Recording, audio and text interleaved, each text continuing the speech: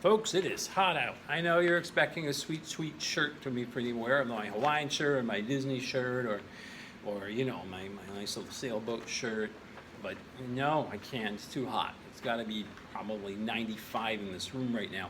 So yeah, sorry. I'm just gonna wear my Spaceship Earth shirt. My favorite ride ever, Spaceship Earth. Okay, we're doing our lab. We're doing our next lab. It's on Centripetal Force. You are gonna need this handout. Well, handout, I mean, I always say handout because I would be handing it out to you. You'll need this document. It's an essential document. It's under Centripetal Force Lab. Centripetal Force, so it's C. Scroll down, there it is. All right, grab that, Larry. There are some procedures here, although the table behind me is actually going to explain how to do the procedures. I'll explain that in a minute.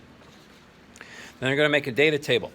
It says data table. This data table here is an okay one, but I decided to improve it, and I wrote the data table on the board for us.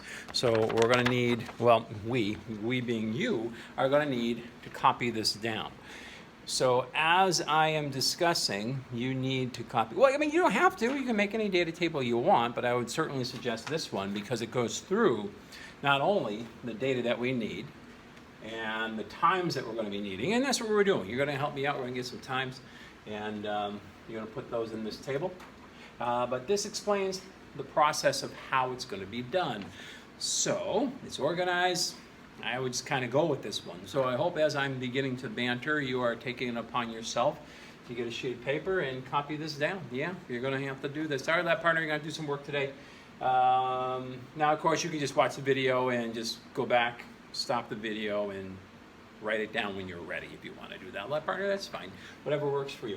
But this is your data table that's nice and organized.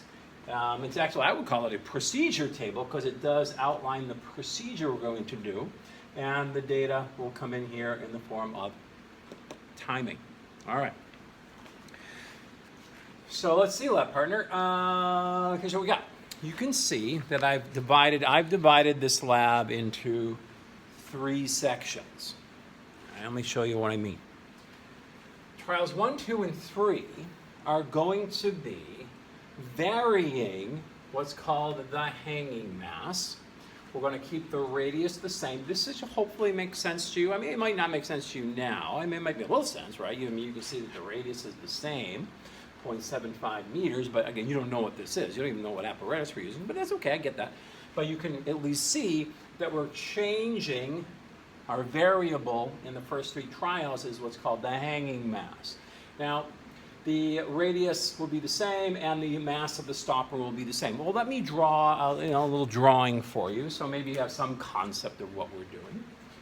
We're going to be taking a stopper, a rubber stopper.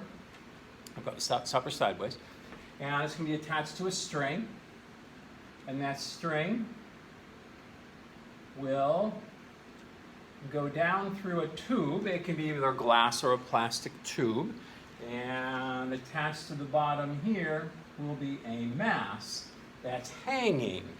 And see, hence the hanging mass. The radius is going to be the distance from the center of the stopper, that's called the stopper's center of mass, center of gravity, to the top of the plastic or glass tubing that I'll be holding. So that's the radius, the distance from the top of the tube I'll be holding. What are you going to hold it? Well, I'm going to twirl this around. It's going to be like, yippee-ki-yay! Some of you get that reference. That's why I went, Yeah, it was the movie, Die Hard, first one. Awesome. So if you haven't seen it, go watch it. Okay, you need to stop and go watch it. Oh, wait. Do you watch it? Awesome movie, huh? Okay, so anyways, I'm going to be going yippee-ki-yay. And so I'm going to be twirling around this stopper over my head and holding on to a piece of glass or plastic tube as I do that. And it's attached to a string. In the next video, you'll see the demonstration for this.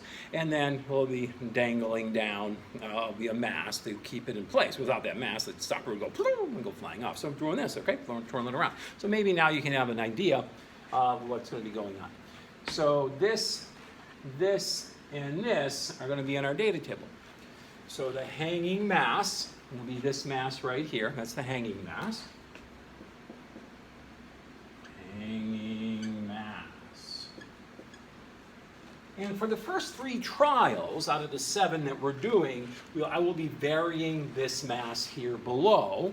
We'll keep the radius of the spin the same, and we'll also keep the stopper, same stopper in all 3 trials. Okay, the radius you can see is the same. That means 0.75 meters. That means this will be 0.75 meters. 75 centimeters, about that big. That's how far I'll be twirling it.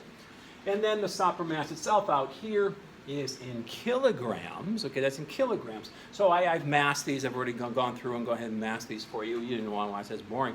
And so it came out to be 19.7 grams, or in kilograms, because in physics we need that in kilograms, right? Remember that? MKS, meters, kilograms, seconds.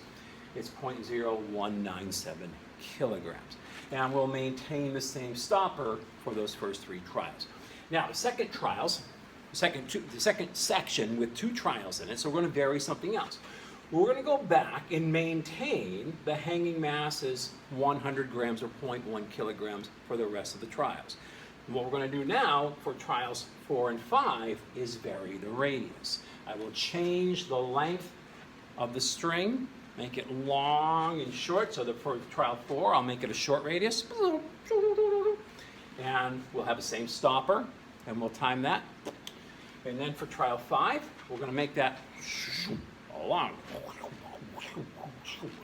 a long radius, and using the same stopper, using the same hanging mass.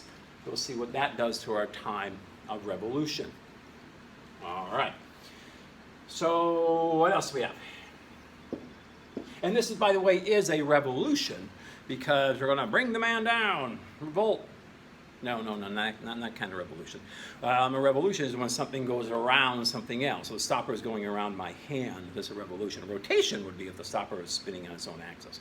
Okay, it's not doing that. So it is a revolution around. For trials 6 and 7, maintaining that same hanging mass.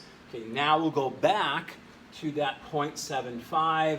That's the easiest, actually. That's the easiest length to twirl and get an accurate number.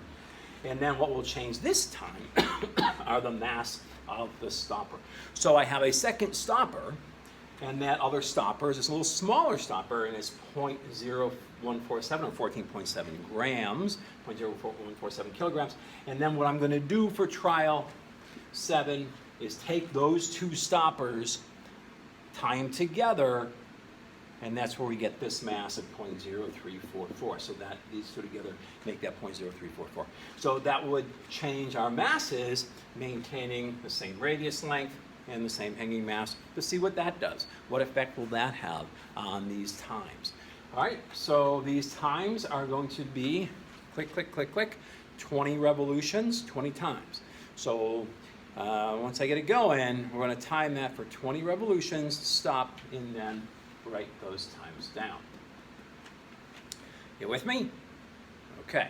I mean, maybe kind of, maybe not. Now, what I'm going to do is I'll shut this off, and I'll show you the apparatus, I'll show you the equipment, and I'll show you a demonstration of what I will be doing for you. And hopefully now that demonstration, along with this drawing, will make sense. All right, be right back.